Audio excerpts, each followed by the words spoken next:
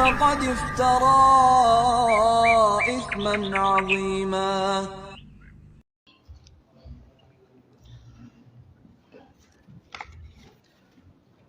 Bismillahirrahmanirrahim. Assalamualaikum warahmatullahi wabarakatuh.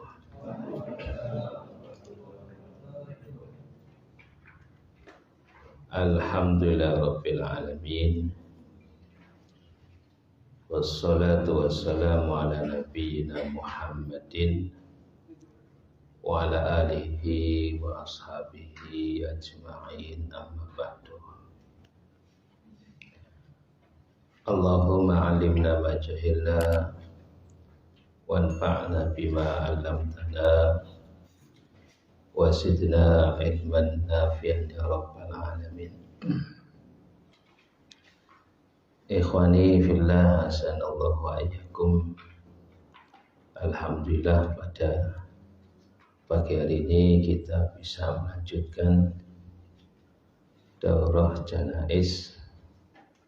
Pada pertemuan pagi hari ini insyaallah kita akan bahas tentang bagaimana tata cara mengkafani mayit.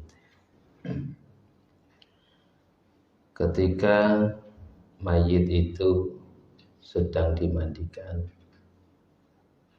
maka ada yang mempersiapkan segala kebutuhan-kebutuhan di dalam mengkafani. Jadi disiapkan. Jadi ketika mayit itu dimandikan, ada yang menyiapkan kafan, kain kafan. Jangan sampai mayat sudah dimandikan, kemudian sudah selesai, ini baru apa? Ya, baru siap-siap. Nah, jadi ketika ada yang memandikan, ada yang menyiapkan segala kebutuhan yang berkaitan dengan kafan. Karena terjadi itu ada mayit sudah dimandikan, sudah selesai, kain kafan belum disiapin. Akhirnya kan cukup cari ini cari itu, ya sampai cari gunting aja tidak ketemu-temu. Nah, jadi itu intinya yang perlu dicatat ketika ada yang memandikan, berarti ada yang menyiapkan kain kafan. Entah itu persiapannya di kerandak langsung, atau memang kalau ada tempat itu ya di di lantai. Tapi yang lebih praktis itu ketika di kerandak langsung. Ya karena langsung dibungkus, langsung ditutup kerandak. Tapi kalau memang misalnya si mayit itu dikuburkannya besok pagi misalnya, yaitu nanti ditaruhnya di tempat pembaringan dulu dan sudah dikafani. Tinggal nanti ditaruh di keranda. Nah, maka kita akan bahas yang pertama adalah permasalahan-permasalahan seputar mengkafani mayit. Yang pertama adalah biaya mengkafani diambil dari harta si mayit. Jadi ketika si mayit itu meninggal dunia, kemudian meninggalkan harta, maka sebelum pembagian waris itu diambil dulu diantaranya untuk biaya mengkafani. Sekarang itu kan kain kafan lumayan harganya. Ada yang lebih dari itu, komplit. Minimal kan 600.000. Tapi alhamdulillah ya memang sekarang ada paguyuban namanya. Ini sangat membantu. Yang paguyuban dari RT ataupun RW untuk membantu di dalam proses memandikan, mengkafani sampai menguburkan. Ini adalah ta'awun yang bagus. Nah, Maka secara hukum kain kafan itu diambil dari harta si mayit. Kalau si mayit itu tidak punya harta, maka biaya mengkafani itu dari ahli waris si mayit. Kalau ahli waris si mayit itu tidak ada, maka ini dikembalikan kepada Baitul Mal. Maka dalam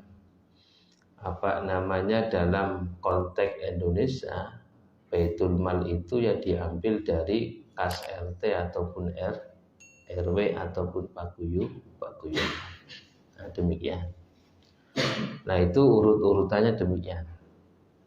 Diambil dari harta si mayit, kalau memang tidak ada berarti diambil dari ahli waris, kalau tidak ada berarti itu yang membiayai Baitul Mal.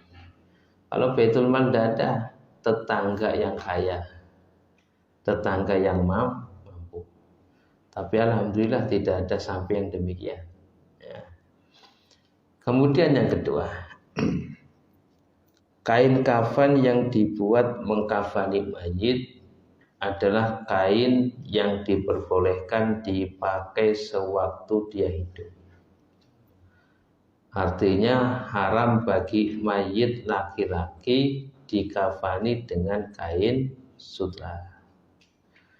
Kain jenis apapun boleh, tetapi tidak boleh menggunakan kain yang ketika hidup itu tidak diperbolehkan, seperti kain sutra. Meskipun dia mampu beli kain sutra, tapi tidak boleh pakai kain sutra. Ini berdasarkan sabda Nabi Muhammad Shallallahu Alaihi Wasallam. Kadang kalau yang sudah haji, kadang-kadang kain ikhramnya itu dibawakan sama keluarga, itu boleh? Boleh, tidak apa-apa. Kain haji, ya, yang ikhramnya tidak apa-apa, tidak masalah. Ya. Selama kain itu bukan kain sutra. Nah, kemudian yang ketiga, boleh mengkafani mayit dengan kain kafan warna apa saja. Akan tetapi disunahkan kain kafan berwarna putih. Ya, jadi Nabi Muhammad SAW itu menganjurkan untuk menggunakan kain kafan dengan warna putih. Meskipun secara hukum boleh dengan kain apa saja, warna apa saja. Ya, tapi kalau warna hitam, ya boleh apa ya? Boleh warna hitam. Ya, tapi alhamdulillah di Indonesia itu kain kafan itu semuanya warna putih. Kita mengambil sunnah Nabi Muhammad Sallallahu Alaihi Wasallam. Meskipun dengan warna yang lain tidak masalah. Ya, dengan warna yang lain. Misalnya senangnya warna hijau, nanti kain kafan saya warna hijau, tidak masalah. Ya. Atau warna biru, ya, saya suka warna biru, nanti kain kafannya warna biru, ya tidak masalah. Nah, itu. Tapi tidak mendapatkan pahala sunnahnya. Ya, pahala sunnah apa? Menggunakan kain kafan dengan menggunakan warna putih. Nah, kemudian batas minimal dalam mengkafani mayit adalah menggunakan selembar kain yang bisa menutupi seluruh anggota badan. Minimalnya selembar kain. Ya, misalnya ini kain. Minimalnya seperti ini. Selembar kain yang bisa menutupi apa? Seluruh anggota tubuh mayit. Ini batas minimalnya selembar kain. Nah, makanya seperti Mus'ab bin Umair itu ketika meninggal dunia, ya ditutup dengan selendangnya beliau. Sampai-sampai selendangnya beliau itu kan tidak nutupi badannya. Kalau kakinya ditutupin, kepalanya kelihatan. Kalau kepalanya ditutupin, kemudian kakinya kelihatan. Sampai-sampai kakinya ini ditutupi dengan luluputan. Nah, jadi ini bisa diambil kesimpulan batas paling maksimal itu di dalam mengkafani mayit yaitu apa? Satu helai kain yang menutupi seluruh tubuh si mayit. Nah, kemudian batas sempurna dalam mengkafani mayit adalah 3 lembar kain. Untuk mayit laki-laki dan 5 lembar kain untuk mayit perempuan. Laki-laki sempurnanya 3 kain ini. Ya. Ukurannya sama, lebar dan panjang. 1, ya, 2, 3. Jadi ini sempurnanya itu ya 3 apa? 3 kain, 3 lembar kain. Lebar dan panjangnya itu sama. Nanti diukur. Nah, nanti ada penjelasan. Kalau lebar kan hampir sama itu, sekitar 80 cm atau 1 meter itu. Tapi lebar itu kan nanti nanti bisa dipotong sendiri. Nah, jadi nanti panjangnya itu mengikuti panjang si mayit. Tapi ala kulihan secara dalil hadis untuk mengkafani mayit yang laki-laki itu 3 lembar. Ya, 1, 2, 3 dengan lebar dan panjang itu sama, dan panjang itu mengikuti panjangnya si mayit. Nah, akan tetapi demi kesempurnaan yang lain itu para ulama itu berijtihad untuk menambahi yang namanya baju kurung. Ya, kemudian ditambahi izar. Kemudian ada yang berijtihad lagi ditambah sorban, kemudian celana dalam. Nah, ini yang dipraktekkan di dalam masyarakat kita itu demikian. Meskipun misalnya tidak pakai cawat, tidak pakai sarung, tidak pakai baju, tidak pakai sorban, tidak masalah. Ya, ditutup dengan 3 lapis kain, selesai itu. Tapi demi kesempurnaan dan juga al-ihsan ilal mayit, berbuat baik kepada si mayit, maka para ulama berijtihad yaitu ditambahkan celana dalam, kemudian sarung, kemudian baju kurung, kemudian sorban untuk laki-laki. Ya, tapi secara dalil hadisnya itu 3 lembar kain tok. Itu. Tapi untuk ihsan ilal mayit, ya, untuk berbuat baik kepada si mayit, yaitu demikian. Dan juga uruf kebiasaan di dalam mengkafani mayit di masyarakat kita ya demikian. Nah, tetapi kalau misalnya 3 lembar kain berdasarkan hadis Nabi, yang bukan masalah. Dan itu. Jadi 3 lembar kain ditutup, selesai itu, tidak masalah juga. Tapi ini yang urufnya, kebiasaannya di dalam masyarakat kita di dalam mengkafani demikian. Dengan ijtihad ulama berdasarkan al-ihsan ilal mayit. Jadi berbuat baik kepada si mayit untuk dandani si mayit. Nah, nanti ya secara pendalilan hanya 3 lembar kain. Ya, seperti celana dalam, kemudian sarung, kemudian baju, jubah, kemudian sorban, itu hanya ijtihad dari para ulama dengan dalil berbuat baik kepada si mayit. Nah, demikian. Ikhwani fillah sanallahu wa iyyakum. Nah, berikutnya peralatan untuk mengkafani mayit ini yang penting. Ya, ini yang penting. Jadi setelah mendengar berita kematian seseorang itu maka harus ada yang belanja. Jadi kalau mendengar berita kematian misalnya keluarga gitu, kita yang tandang, atau tandang ya. Jadi tangkap itu. Ya, langsung menghubungi PRT untuk kaitannya pendataan kematian di kelurahan. Kemudian nanti ke makam untuk mengabarkan kepada tukang kunci di mana letak penguburan. Kemudian cari tukang gali kubur. Nah, kemudian juga ada yang belanja untuk kain kafan dan juga batu nisan. Dan juga untuk peralatan mandi. Ini memang harus sikapnya demikian. Ya. Jadi diatur itu. Nah, makanya diantaranya adalah peralatan untuk mengkafani. Jadi persiapan beberapa peralatan yang harus disediakan untuk mengkafani mayat laki-laki. 1, kain kafan putih kurang lebih 18 meter.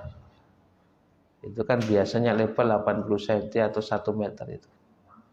Itu nanti biasanya gulungan. Nah, minimal itu 18 meter, tapi biasanya sudah paketan. Itu. Tapi yang saya biasa menyaksikan itu ya selebar 80 cm atau 1 meter. Kalau panjang ya terserah tergantung kebutuhan, tetapi ya minimalnya 18 meter. Nanti kan diambil untuk 2 meteran, 2 kali 3 kan sudah 6 ya. Nah, itu diambil. Nanti untuk yang lainnya seperti sarung, celana dalam, kemudian baju kurung dan sorban. Kemudian yang kedua 5 helai tali pengikat. Dan ini bisa lebih. Ya, bisa lebih. Bisa 7, bisa 9 tergantung kebutuhan. Tapi minimalnya itu 5 helai. Ya, jadi bagian kaki ya 2, kemudian bagian perut dan dada 2, kemudian bagian kepala 1. Nah, itu. Kemudian 3 gunting. Ya, gunting itu penting gunting. Guntingnya gunting yang gede, jangan gunting yang kecil. Nah, kalau gunting yang kecil itu tidak bisa. Tadi guntingnya mana jatuh ini? Mana? Di kertas. Nah. Gunting. Sengaja saya bawa ini ya, supaya nanti ada gambaran itu. Kemudian hanut atau kapur barus atau serbuk cendana. Ya, tapi biasanya itu sudah ada kapur barusnya, ada serbuk cendananya. Kemudian 5 minyak wangi. Minyak wangi apa saja? Ya, tapi yang paling ya pakai minyak wangi misik. Tapi biasanya pakainya za'faron. Ya, minyak nyonyong. Ya, yang biasa itu za'faron, yang paketannya itu minyak nyonyong. Makanya itu za'faron itu, yang kuning itu. Makanya kalau yang baju putih itu jangan pakai za'faron, minyak wanginya. Kenapa? Ngecap itu. Nah, itu. Kemudian air mawar. Itu nanti kalau telahiran ini untuk nyipratin ke kain yang sudah ada mayatnya. Kemudian 7 sisir penting ini. Ya. Kemudian tikar atau karpet. Kalau bisa tikar yang yang tipis. Namanya tikar apa itu kalau dalam bahasa Brebesnya itu? Tikar apa Pak? Tikar pandan ya. Iya. Tuh. Kemudian 9 kapas. Kemudian 10 itu meteran.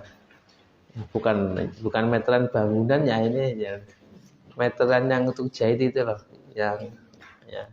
Tapi biasanya kalau memang sudah terbiasa itu pakai ini aja nih jari 1, 2, 3, 4. Biasanya demikian. Pakainya apa? Ini. Ya. Tapi kalau memang istilahnya kayaknya itu kalau ini kayaknya ragu-ragu itu barangkali apa namanya terlalu sempit ya gitu. Soalnya ada itu cerita ada orang baru pertama jadi lebih. Ya. Motongnya terlalu sempit. Akhirnya ketika di ini masih kelihatan itu. Bingung dia itu. Akhirnya apa? Ada kain lebihan itu digunting, ditutupin itu. Jadi kalau memang guntingnya tidak pas, itu bagian tubuhnya ketika di apa tutup itu ada yang terbuka ini. Ya. Jadi itu cara guntingnya juga nanti harus pas. Makanya pakainya apa meteran. Meteran untuk jahit lah, bukan meteran bangunan yang ini enggak. Itu. Tapi kalau sudah terbiasa itu ya memang misalnya diukur nih mayit itu kira-kira tingginya itu misalnya 150 itu nanti dihitung. Nanti ditambahin. Nah, ini persiapan-persiapannya demikian itu harus disiapkan. Nah, kapas juga itu kapas apa tuh ya namanya itu yang apa namanya yang kotak itu loh. Ya, namanya kapas apa itu? Yang kapasnya kapas pai gulungan, ya, bukan kapas kayak kasur itu. Ya, namanya kapas gulungan itu ada itu. Nah, sekarang mempersiapkan kain kafan. Yang pertama itu apa yang dibuat? Membuat tali-tali pengikat. Tali pengikat diambil dari pinggir kain kafan. Masing-masing lebar tali 5-7 cm. Buatkan sebanyak 6 helai. 5 helai untuk tali kain kafan, 1 helai untuk tali celana cawat. Ini misalnya sudah, ini kain kafan ya.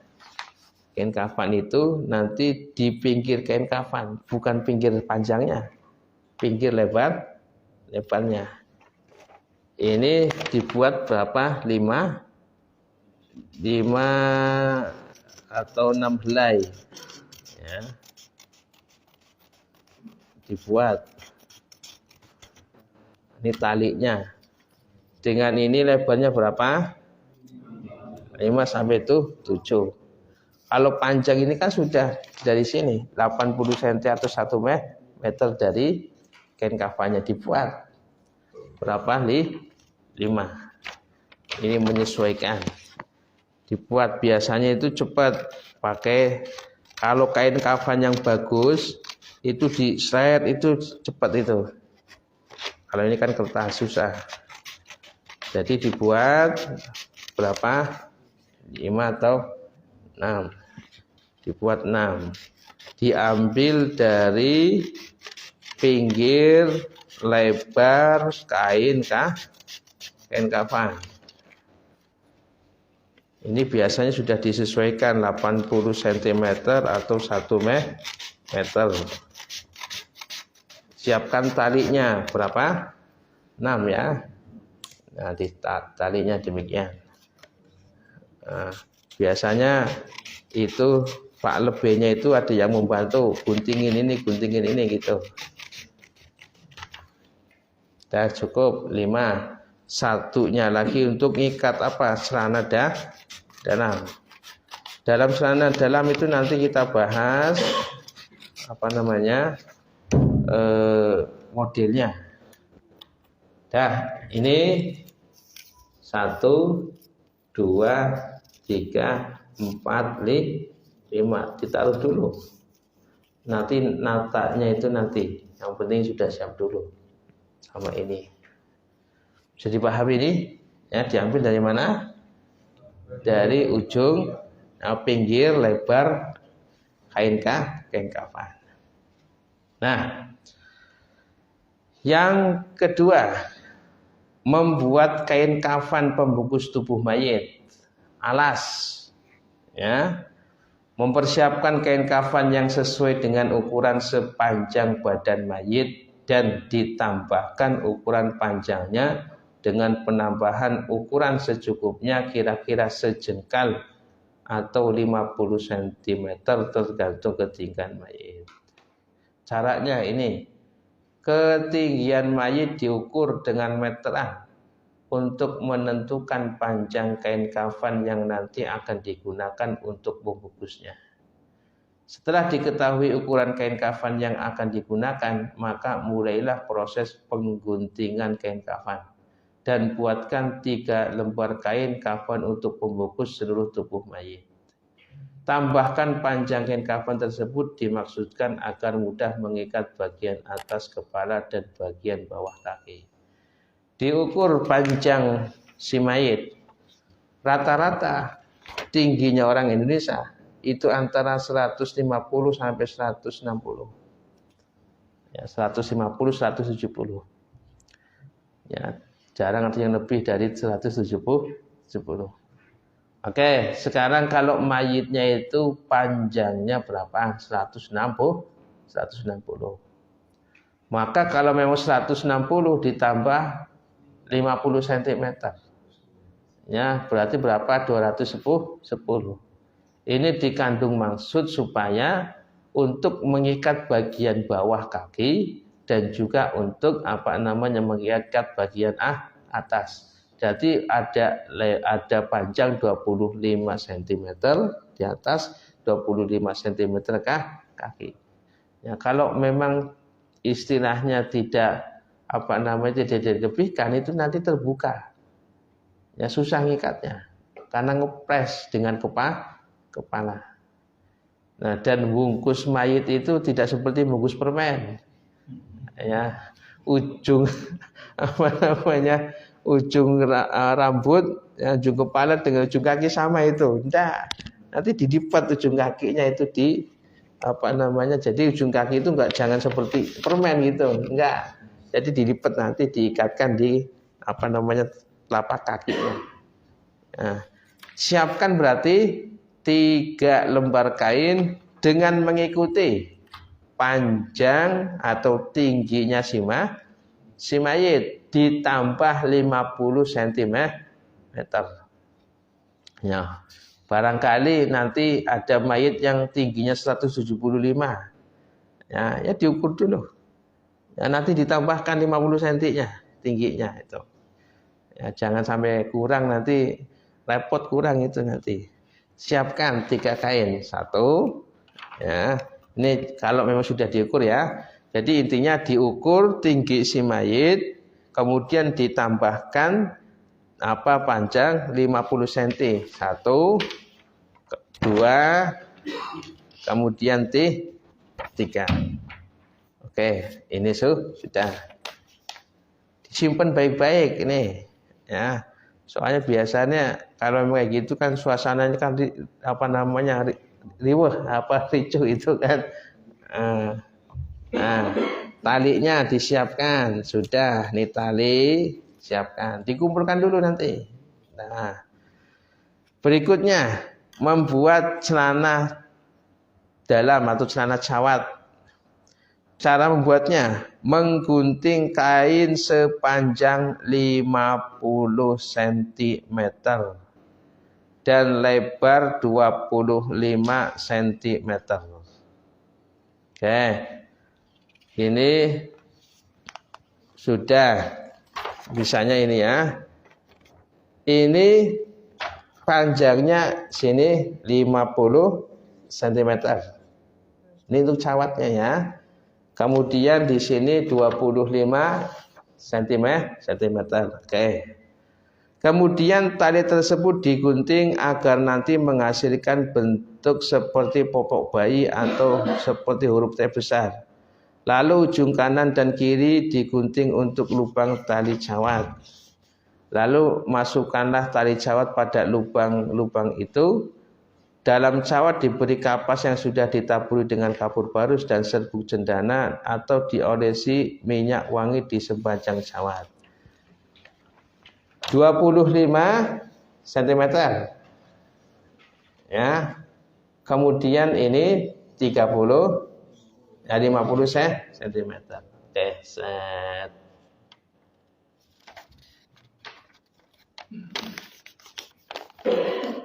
Nah. Sini ya.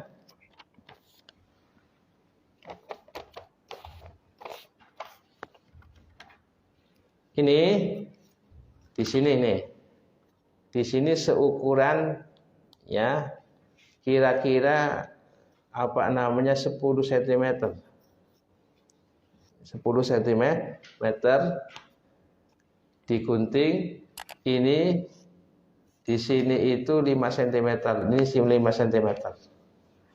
Kita gunting kayak gini. Seperti popok. Pas di sini. Nah. Tuh. Kita gunting lagi sini.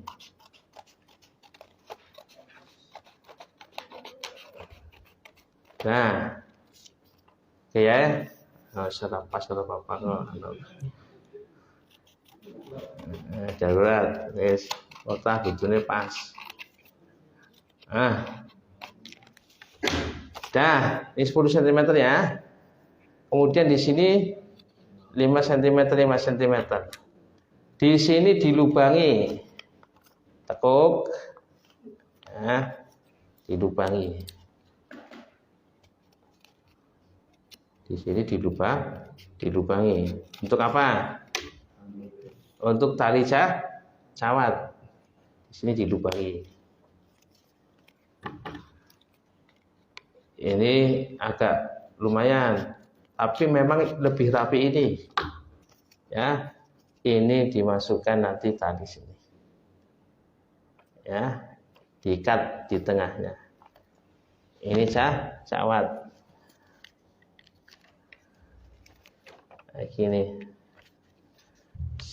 Ya, yang penting ini panjangnya berapa? 50, ini 25. Taruh di sini di bawah.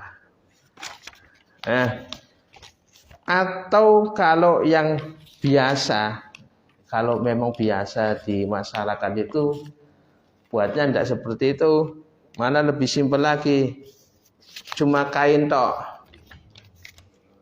Ya, kain seukuran 50 cm. Nah, 50 cm ini. Dan 25 cm cuma kayak gitu toh. Ditekuk kayak gini. Sudah kayak gini toh. Nanti set gini. Ya. Enggak ada tali, enggak ada kayak gitu toh. Biasanya kayak gitu yang mungkin enggak masalah pakai seperti ini, pakai demikian juga enggak masalah. Nah, celana dalam sudah. Oke. Jadi demikian. Nah, kalau memang lebih simpel ya seperti tadi cara yang kedua. Ya, siapkan 50 cm, kemudian cuma ditekuk-tek kayak gitu. Tapi tidak kencang. Aneh gitu, tidak apa kencang. Ya. Nah, cukup. Bisa dipahami ya. Ini celana apa? Cawat. Kemudian membuat imamah atau sorban. Kalau enggak pakai sorban bagaimana? Enggak masalah. Nah, menggunting kain sepanjang 150 cm. Kain ini akan dijadikan sorban dan dipasangkan di kepala mayit. Ini sudah, misalnya ini 150 cm ya. Ya. Nanti ditekuk. Misalnya ini untuk sorban. Ya. Nanti ketika mau dijadikan sorban itu nanti ditekuk seperti ini dulu. Ya. Itu nanti ditaruh di sini. Nanti digubet sini. Kayak contong itu. Ya. Atau memang bentuknya segitiga nanti. Nah, nanti dalam pelaksanaan sorban yang penting disiapkan 150 untuk sorbannya.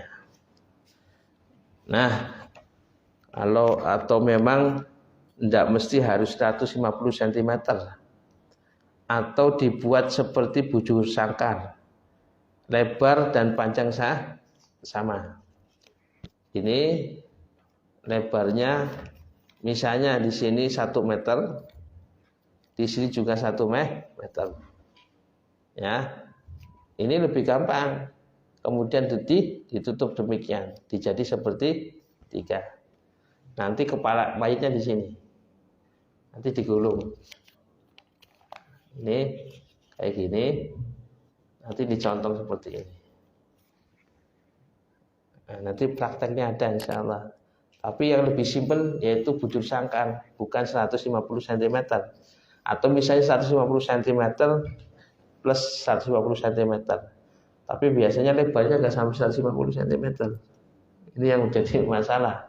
Jadi lebih baiknya sudah 1 meter dan 1 meter. Ini untuk sorban. Kalau nggak pakai sorban bagaimana Ustaz? Tidak masalah. Ya, tidak masalah.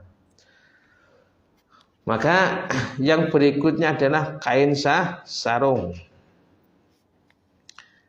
Yang kelima, membuat kain sarung. Caranya bagaimana? Menggunting kain kafan kira-kira sepanjang 125 cm atau lebih sesuai dengan ukuran mayit. Kain sarung ini harus memanjang dari mulai menutup bagian pusar sampai menutup lutut. Oke. Misalnya ini ya, dibuat. Biasanya kain kafan itu lebarnya hanya 80 cm atau 1 meter. Dibuatlah berapa? Panjangnya 125 cm. Untuk apa? Untuk menutup pusar dan lutut. Ini sarung kayak gini aja sarungnya. Nah, nanti ditaruh di sini, mayatnya sini. Yang penting nutup apa? Nutup pusar dan lutut. Nah, sorban sudah, kemudian ini kain sarung. Berikutnya, membuat baju kurung. Nah, membuat apa? Baju kurung. Jadi baju kurungnya itu seperti membuat apa? Jubah ataupun gamis. Caranya bagaimana? Menggunting kain sepanjang kurang lebih 150 cm atau lebih sesuai dengan ukuran mayit. Karena definisi baju kurung atau gamis adalah merupakan kain yang memanjang dari mulai leher sampai lutut. Pakainya gamis. Kain tersebut dilipat menjadi 2 bagian yang sama. Lebar kain itu juga dilipat menjadi 2 bagian sehingga membentuk 4 persegi panjang. Lalu guntinglah sudut bagian tengah menjadi segi 3. Bukalah kain itu sehingga bagian tengah kain akan kelihatan lubang berbentuk belah ketupat.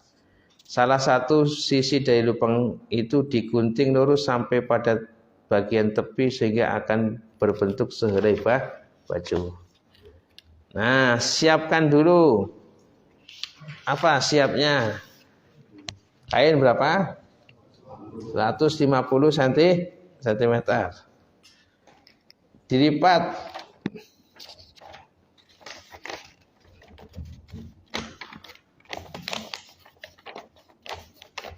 Dah, ini kan dilipat. Kain tersebut dilipat menjadi 2 bagian yang sama. 1, 2, kan 2 bagian. Oke.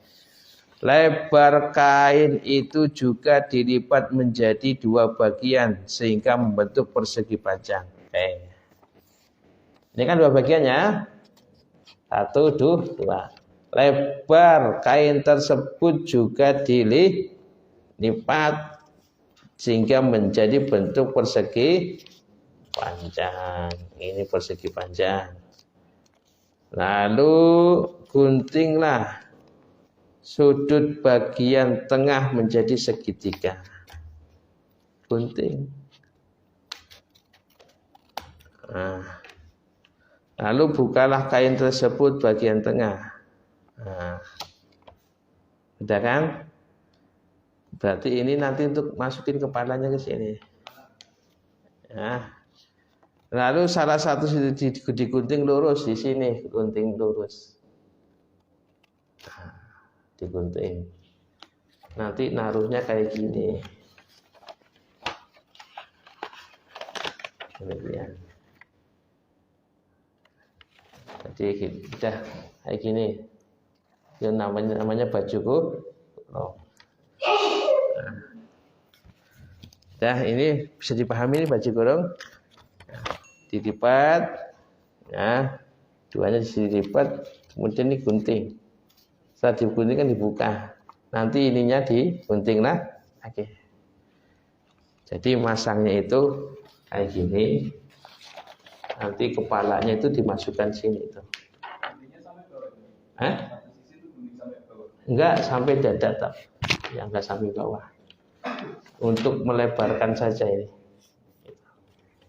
Ya. Sampai sini bisa dipahami. Dikumpulkan ini, jangan sampai hilang. Nanti buat lagi. Nah, berikutnya menyiapkan kapas. Menyiapkan apa? Kapas. Kapas yang gulung ya, disiapkan kapas. Bukan kapas yang sudah seperti apa namanya? Bukan kapas kasur itu bukan. Tapi kapas apa? Gulung. Nah, kapas tersebut dipotong-potong, yaitu untuk satu kapas penutup bagian wajah atau muka. Kapas ini berbentuk bujur sangkar sehingga dengan ukuran kira-kira 30 cm sebanyak 1 helai. Ya seukuran wajah lah ini. Tapi naruhnya nanti kalau mau dikuburkan. Nah, kalau mau dikuburkan biasanya kalau mayitnya sebelum dikuburkan kan mukanya itu yang kelihatan. Jangan ditutup dulu ya, tutupnya nanti. Kemudian kapas penutup bagian cawat sepanjang 50 cm sebanyak 1 helai. Kapas penutup bagian persendian anggota badan yaitu berbentuk bujur sangkar dengan kira-kira 15 cm sebanyak 25 helai. Persendian anggota badan mana saja kan banyak. Ya seperti ketiak.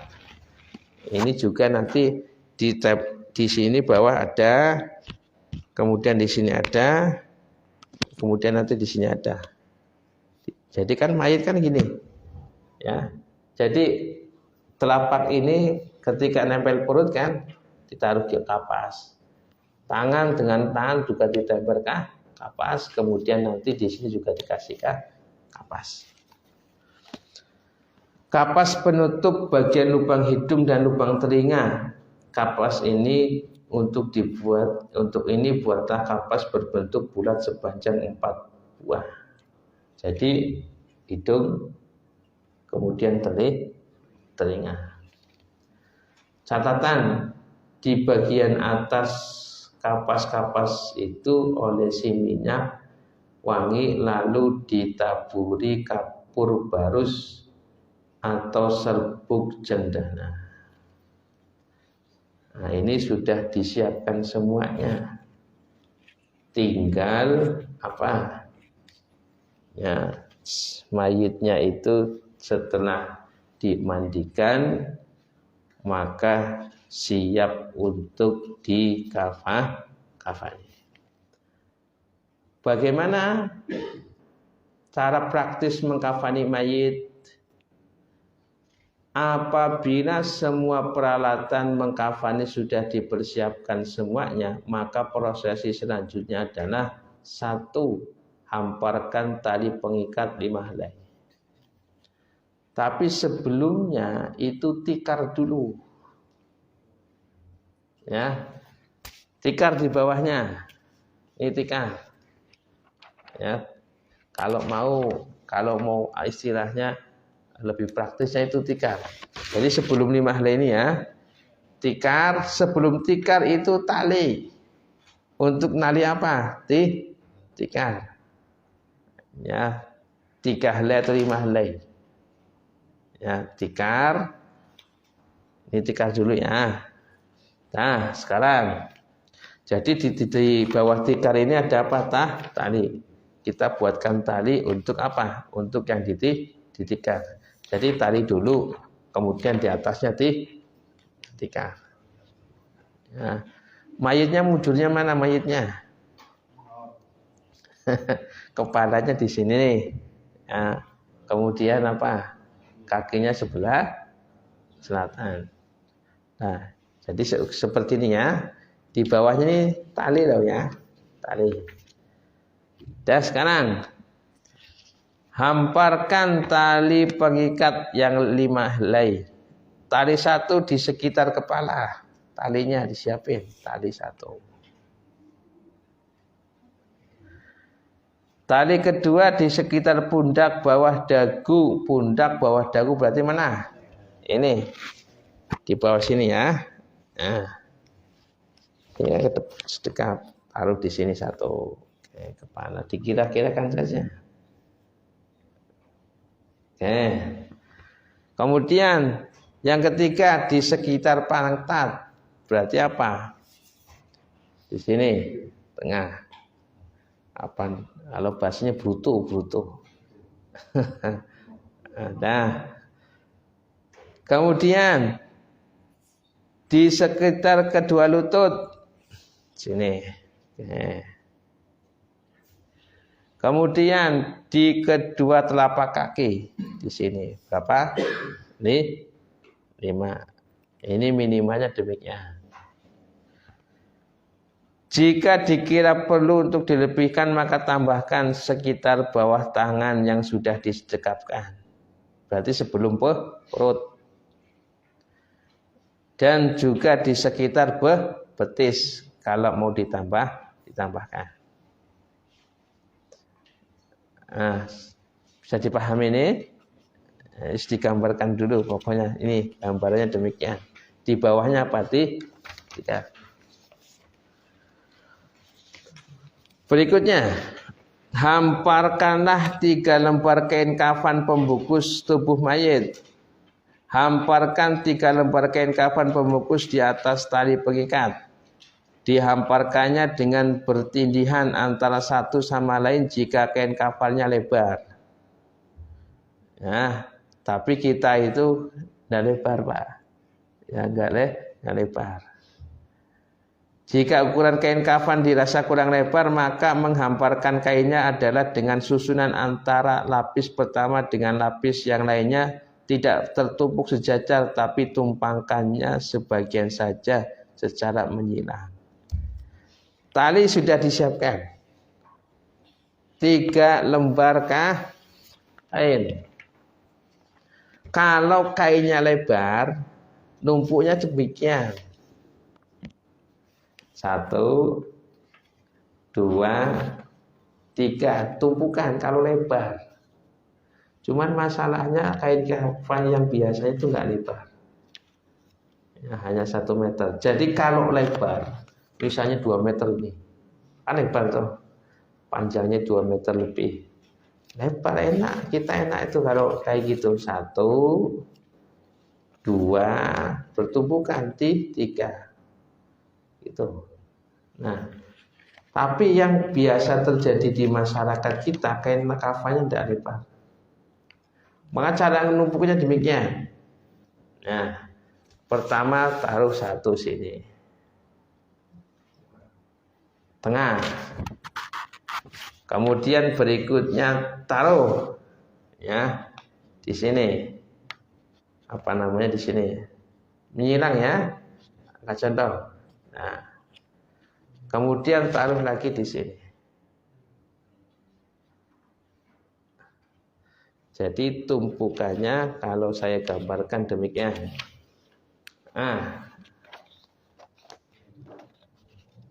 Demikian. Ini satu, ya, dua, tiga di sini. Jadi seperti ini. Kalau kain kafannya enggak apa, enggak lepas.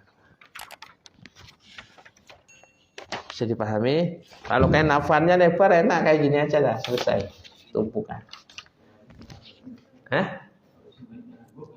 Iya. Kenapa? Kalau si mayatnya gemuk berarti kan kainnya diperlebar. Iya, perlebar. Itu gemuk tinggi lagi itu. Ya. Itu tergantung apa namanya kain kafan. Tapi kalau kain kafannya kita itu kan biasanya 80 cm atau 1 meter. Jadi numpuknya tadi di tengah, ya, kemudian di sini, kemudian di sini, nyerong. Nah, ini 3 lembar kain kafan disiapkan. Hamparkan kapas gulung di tengah kain kafan dengan memanjang ke bawah. Ini kalau yang biasanya sih tidak. Ya, tapi kalau memang lebih bagusnya itu di atas ini dikasih apa namanya kapas di bagian badan sini lah. Nah, bagian badan dikasih kain apa namanya kapas. Kalau enggak juga enggak masalah, enggak apa-apa. Tapi alangkah baiknya itu dengan pakai kapas. Ini kan kepala nih. Kain kafannya di sini seukuran apa badan. Ya, seukuran badan. Nah, kalau enggak masalah. Tuh. Kemudian setiap lembar kain kafan dibubuhi dengan hanut atau ramuan atau obat seperti serbuk cendana atau kapur barus agar mayat tidak lekas rusak. Lalu percikan air mawar atau bubuhilah dengan minyak wangi pada setiap lembar kain. Kan tadi minyak wanginya banyak nih, ya kan? Lapisan pertama kasih itu minyak zafaron, serbuk apa namanya kapur barus, kemudian serbuk cendana. Ini satu lagi kasih apa namanya minyak, kasih serbuk cendana, kasih kapur barus. Begitu juga lapisan terakhir kasih. Tuh. Nah, semuanya sudah siap. Hamparkan kain-kain yang telah disediakan. 1 sorban. Ya, sorban taruh sini. Sorban. Kemudian baju kurung. Baju kurung itu di atas sorban sini. Nah, kayak gini. Ini sorban. Letakkannya di sini kayak gini. Ya, 1. Kemudian 2. Oke. Letakkannya jangan kayak gini, tapi kayak gini ditekuk. Ditekuk. Biar apa? Biar masukin kepalanya mudah. Jadi kayak gini, masukinnya kayak gini. Tekuknya kayak gini tekuknya. Tekuknya kayak gini. Kayak gini. Jadi ketika mayat ini tinggal ditarik ini tok. Set. Kepalanya di sini. Gitu. Kayak gini naruhnya. Oke. Baju kurung. Nah, ini baju kurung sudah. Kemudian apa? Di situ cawat. Sarung dulu atau cawat dulu? Sarung dulu. Ya, sarung dulu. Ini sarung. Sarungnya. Nah, sarungnya ini sarungnya. Sarung. Setelah sarung baru cawat. Ini cawatnya di sini cawat. Nah, semuanya itu harus dihamparkan secara tertib di atas hamparan 3 lapis kain kafan pembungkus seluruh tubuh mayit. Saya ulangi. Pertama apa? Sorban. Kedua, baju kurung. Ketiga, sarung. Keempat, cawat. Ada gambaran enggak? Ada ya. Nanti lebih detailnya kalau sudah ada kain kafan. Ya sudah praktek insya Allah. Ya. Nah, berikutnya. Mayit yang telah diwudukan dan dimandikan diangkat dengan hati-hati. Lalu diletakkan di atas hamparan kain kafan tadi dengan posisi terlentang membujur di atas kain kafan dalam tempat tertutup.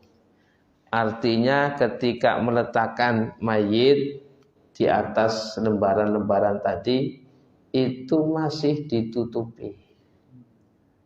Ya. Tidak dibuka itu tidak. Ya. Jadi kalau prakteknya itu ada 2 orang yang memegangi ini kain tapih lah untuk nutupi. Kemudian satunya itu yang merumat si mayit yang mengenakan cawatnya, mengenakan sarungnya demikian. Nah, kemudian setelah itu sisir dan rapikan rambut. Rambutnya itu yang masih basah itu dikeringkan, kemudian disisiri. Nah, kemudian taburilah tubuh mayit dengan hanut serbuk bidara, kapur barus atau olesi dengan minyak. Kemudian sedekapkan kedua tangannya dengan tangan kanan di atas, tangan kiri seperti layaknya orang yang sedang sholat, atau juga bisa diluruskan. Sejajarkan dan rapatkan kedua ujung telapak kaki. Perhatikan, ini penting. Ketika sudah dimandikan, ujung jempol dengan jempol itu diikat. Jempol dengan jempol diikat. Supaya apa? Enggak kayak gini. Ya. Tidak seperti ini. Ini apa nih? Ini kan kaki nih, misalnya ini kaki. Kaki ini ujung jempolnya diikat. Kalau enggak bisa ujung jempolnya antara apa? Mata kaki dengan mata kaki di situ ngikatnya. Biasanya kan mulai kayak gini. Mekar itu. Ya, makanya ketika baru meninggal itu langsung diikat biar kayak gini. Nah, yang susah itu kalau memang meninggalnya itu kakinya itu nekuk. Itu agak susah Pak, karena memakan kain kafan itu kayak gini nekuk. Tapi ya mudah-mudahan untuk menghadapi mayit itu ya mayit yang normal saja itu. Ya, karena yang nekuk itu Pak susah Pak. Kain kafannya itu ukurnya bagaimana itu. Makanya ukur secara normal, kemudian nanti ditambahi kain untuk kakinya. Itu kalau memang mengikuti itu susah dong. Nah, kemudian proses selanjutnya sudah disejajarkan, artinya dipastikan mayit itu sudah sejajar. Kepala itu di utara, kaki itu di selatan. Artinya sudah sedekap. Nah, kemudian sudah sudah lurus, kakinya itu tidak mekar. Nah, maka pada saat itu pakaikan celana cawat yang telah disediakan dan talikan pada bagian atasnya. Pemasangan celana cawat ini setelah memasangkan kapas yang telah diberi minyak pada kedua pantat dan halqah duburnya. Pemasangan celana cawat ini sambil menutupi mayit, jangan terbuka bebas. Oke. Sebelum pasang cawat, maaf, kedua pantat mayit itu di bawahnya sudah ada kapas. Duburnya itu sudah ditutupi sudah ditutupi kapas. Kan masanya kayak gini. Cawatnya kayak gini. Ya. Jadi maaf, ini pantatnya. Ini masukkan ke inilah selangkangan ya. Masuk sini. Gitu. Tarik, sini sudah dipasangkan. Kemudian ini masukkan tali. Ya, masukkan tali, tali ini juga tali ditarik. Ujung kan tali ini. Ya, ini juga masuk kan? Oke. Tali. Ya. Narinya jangan ya, sampai sini dah. Cukup ini di bagian tali kan sudah ada dua nih. Ini kan bagian. Masukkan tali. Tadi tali celana cawat yang mana ini? Nah, ini. Ini kan masuk nih. Oke, kan? Masuk. Ini juga masuk. Ayo manggil temen dia. Orang kurang dawa soalnya. Mlebu. Memang ini ya. Ketika ini kan ini masuk. Nanti kan ditali di sini nih. Gambarnya paham ya? Ya, nah. Yang lebih simpel tadi, cara yang tadi itu apa? Kayak gini aja nih. Tinggal tutup. Selesai. Nah, gitu. Jadi catatannya, maaf, dubur tertutup dengan kapas, pantat ini juga ada kapas. Oke. Pasangkan potongan-potongan kapas. Pertama, kedua mata. Tutup ini mata, ini mata. Kedua lubang hidung masuk kapas. Kedua telinga masuk kapas. Kemudian apa? Mulut. Mulut ini bukan dimasukkan kapas, enggak. Di sini aja. Ini ya. Kemudian kedua buah dada di sini. Kemudian maaf, kemaluan. Kemudian dubur. Begitu pula tutuplah semua anggota sujud mayit, jidat. Kemudian apa? Kedua siku. Kedua siku ini ya. Di sini. Ini kan nempel ini. Di sini tempel. Kedua sikunya itu dikasih kapas. Kedua telapak tangan seperti tadi saya bilang. Satu. Ya, ini kan kiri. Ini kan ini kiri kan. Ini taruh kipas di sini. Di atas tangan kiri kasih kipas untuk nempel apa? Ya, untuk nempel tangan kanan. Kedua ujung jari kaki, jari-jari telapak kaki, dan begitu pula jika pada luka yang tembus jari jemari kaki juga itu kanan ada salah-salahnya nih. Itu dikasih apa? Kapas. Begitu juga pada luka yang memang maaf kalau ada orang penyakit luka. Itu disumpel kapas, Pak. Kalau bisa kapas juga ditali dengan apa? Ya, perban. Tuh, nah itu demikian. Simpelnya pemasangan kapas ini ada sebagai berikut: wajah, bagian syawat, penutup persendian anggota badan, penutup lubang hidung dan lubang telinga.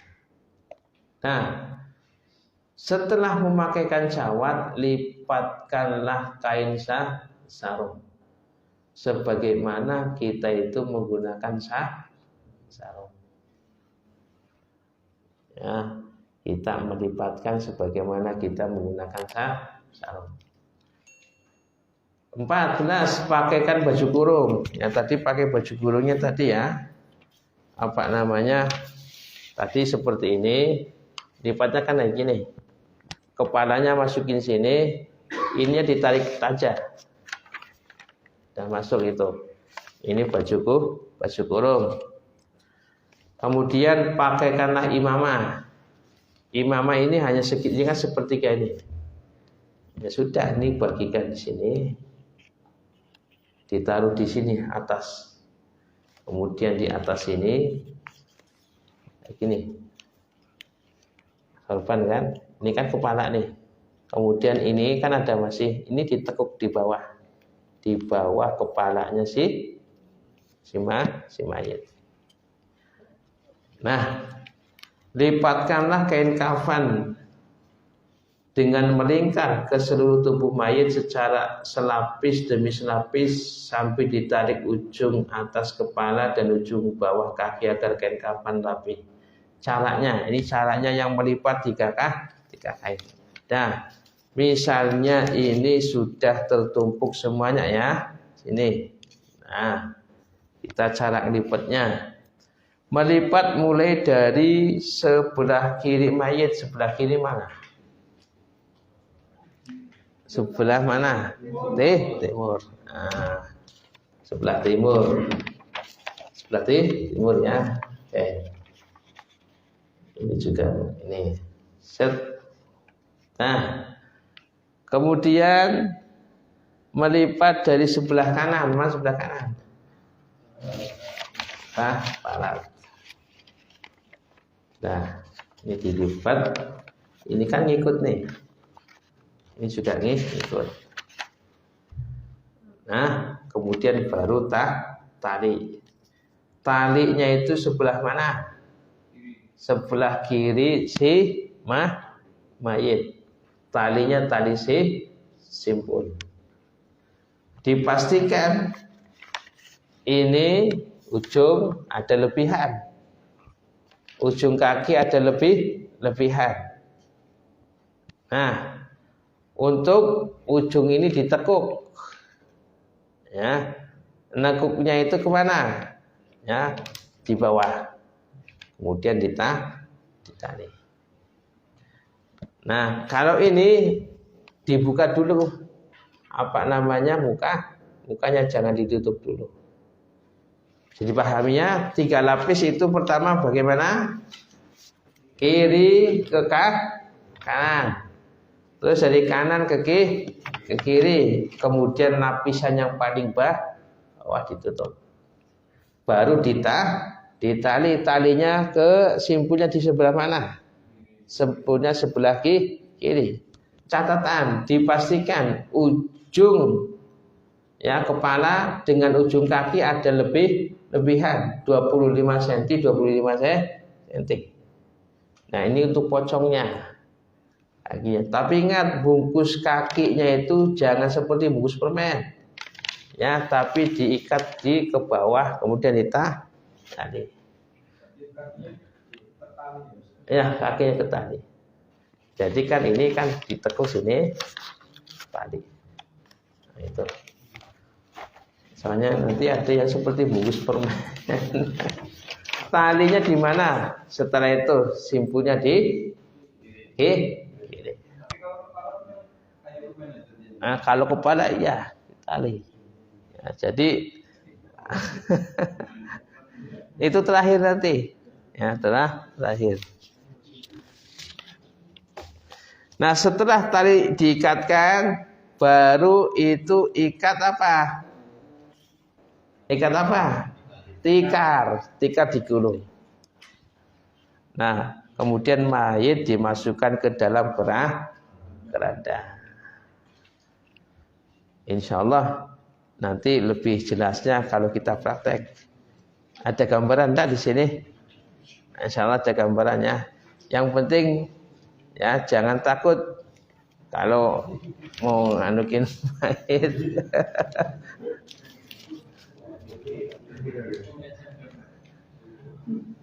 Ya dalam permasalahan cawat itu ya monggo. Kalau cara simpelnya ya tadi, yang kayak tadi. Silahkan, kalau ada yang mau ditanyakan silahkan ditanyakan.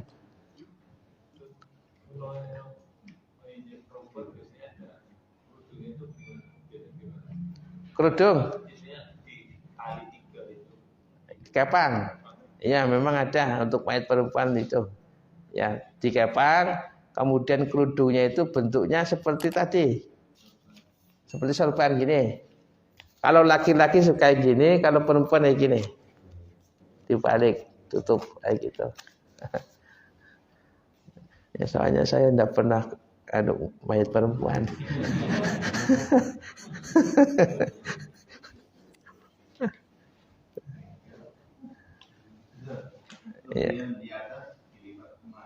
Ya. Lebihan di atas saya permen. Ya, pocong itu. Jadi ngikatnya itu kayak gini. Apa sih ya? Ini kan ada kelebihan nih kepala. Diikat segini ditekuk sedikit, terus nanti disimpulkan. Ya. Kalau yang kayak gini kan disimpulkan ini kan, ya enggak masalah. Cuman biar kuat itu ditekuk sedikit. Biar kuat. Semua tali di kuburan dilepas semuanya. Ya termasuk tali pocong. Ya. Tapi ya maaf ini biar masyarakat tahu. Jadi kalau mayit itu tidak dilepas tali pocongnya bagaimana? Ya enggak masalah sebenarnya. Itu. Cuman kan masyarakat itu kalau memang tali pocongnya itu enggak dilepas misalnya lupa itu jadi apa? Gentayangan pocong. Ini itu enggak ada itu ya. Ya. Jadi ketika mayit itu dikuburkan, maka semua tali pengikat itu dilepas. Cuman harus dipastikan mayit ini sudah pas posisinya. Jangan dilepas dulu. Kalau dilepas dulu posisinya mayit itu belum apa? Belum ini nanti kebuka itu. Ya, dipastikan mayit itu sudah pas posisinya. Ke kiblat, kemudian antara penyangga-penyangganya itu sudah pas, kemudian muka itu sudah ditempelkan ke kiblat. Soalnya ada dicopotin semuanya sudah belum pas ini. Ayo dipas-pasin itu. Nah, harus pas dulu. Nanti baru dari atas pocongnya dibuka, mukanya itu dibuka, ditempelkan ke tanah. Kemudian baru yang lain dilepas, baru dikasih penyangga. Nah, disitulah sudah kuat. Nah, itu.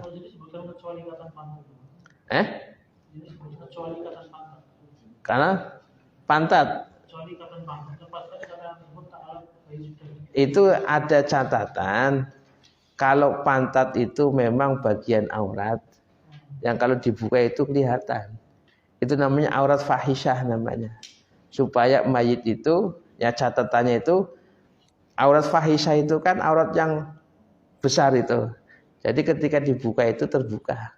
Nah makanya para ulama itu menyampaikan kalau memang dipastikan sudah mayit itu sudah siap itu kan, itu dilepas tidak masalah.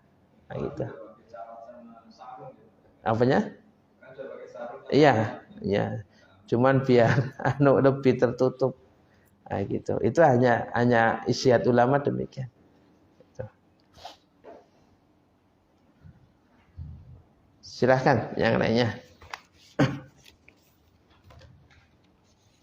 Nanti kalau memang untuk praktek, kalau memang ada sih pakai yang keranda yang ada jaring-jaringnya supaya lebih mudah untuk pemandian. Iya. Kemudian kalau memang ada ya keranda, kalau nggak ada keranda ya di tengah ini nggak masalah. Ya sementara di tengah ini aja masalah.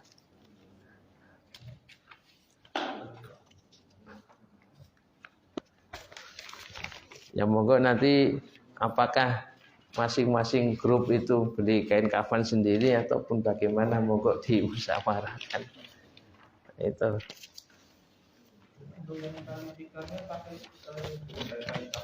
Ya dari kain kafan juga. Ya dikira-kirakan saja itu. Tapi biasanya itu sekalian tikarnya itu nguburinya. Sekalian tikarnya dikubur. Memang ini harus ada yang ngatur ketika di liang lahat. Nanti insya Allah ada pembahasan tentang masalah di liang lahatnya itu. Biasanya itu yang susah itu kan gini, ketika di liang lahat itu kalau suasananya banjir itu susah.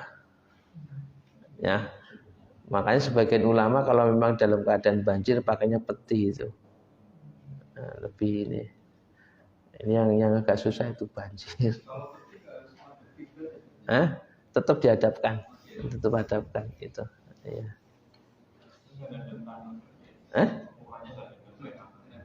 Mukanya nggak ada peti.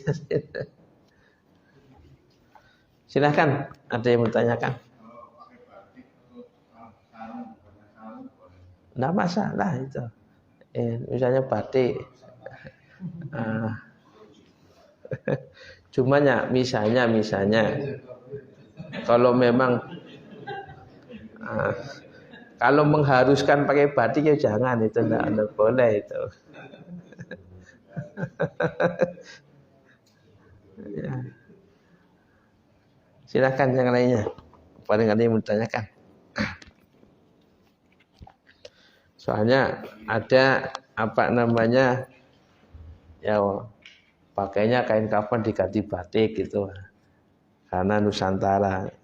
Ya enggak, kesunahan itu tetap ya putih. Ya.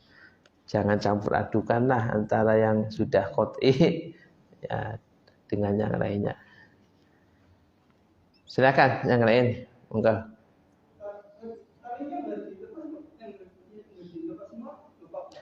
Tali nggak dilepas semuanya, tidak masalah itu. Ya tidak masalah. Ya. Ini misalnya tikar belum ditarik karena belum dikukur gitu. Nggak masalah. Jadi ketika tikar itu diikat ketika hendak mau berangkat ke kuburan. Cuman kadang-kadang sekarang itu kan susah. Ya, biasanya sekarang itu langsung tikar sekalian ditali itu masukkan keranda. Tapi kalau toh memang istilahnya lebih bagusnya sih, istilahnya ketika menyolati si mayit itu lihat mayitnya. Gitu. Mayitnya masih di hadapan itu.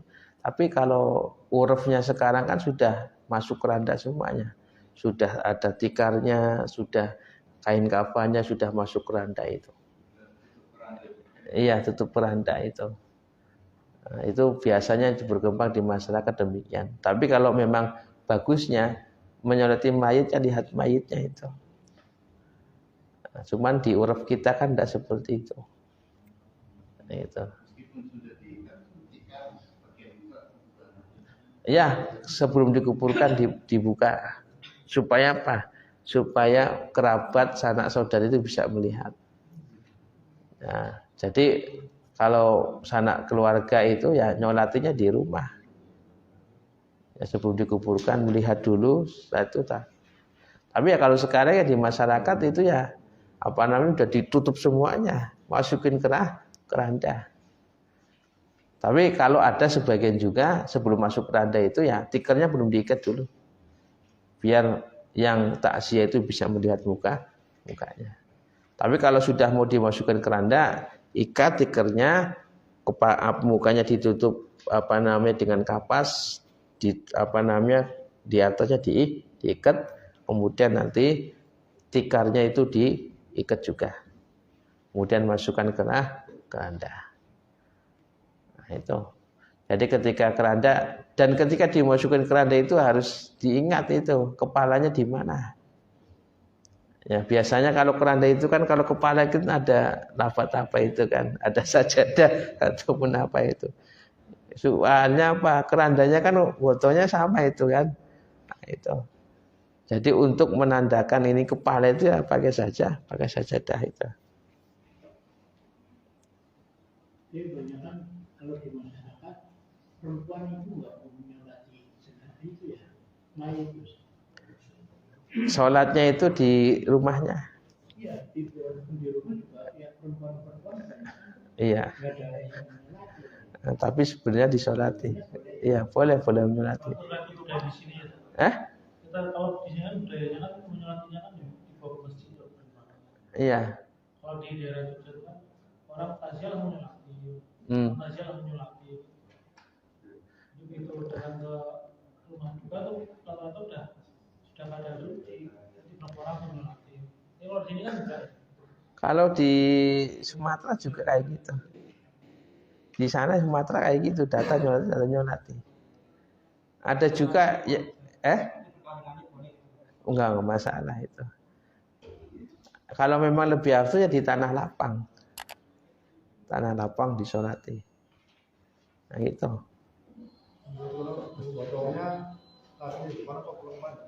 Kenapa? Kepala depan. Ya. Iya. Silahkan. Yang pertama, kalau mengusung jenazah itu kepalanya Iya. Yang kedua, apabila mayat itu sudah kelihatan, itu kan harus ditanyakan biasanya ke tanah. Itu apa sih? Ya. Satu berkaitan dengan masalah menggotong mayit. Kepala itu di depan atau di belakang. Itu kepala itu di depan. Dipotong. Kepalanya itu yang sebelah di timur. Ya. Kenapa? Nggak usah dipayungin. Ya. Kemudian yang kedua, ketika mayit itu ditempelkan ke tanah, kapasnya dibuka. Ya, supaya anggota ini nempel ke tanah. Ya, minha khalaqna. Dari tanahlah kami ciptakan manusia. Amin. Nah, harus ketempel semua ya. Wajah. Wajah sama pipi. Ini. Kan gini kan. Ya. Ya separuh. Jadi ini yang nempel tuh. Kalau jempol lagi dibuka. Di jempol kaki dibuka. Ya, itu. Jadi nanti penguburan nanti insya Allah ya di liang lahat itu bagaimana? Nanti diazani atau dikomati atau nah, itu nanti akan kita bahas pada pertemuan yang akan datang insyaallah ta'ala. Akhiri subhanakallahumma bihamdika asyhadu alla ilaha illa anta astaghfiruka wa atubu ilaik. Assalamualaikum warahmatullahi wabarakatuh.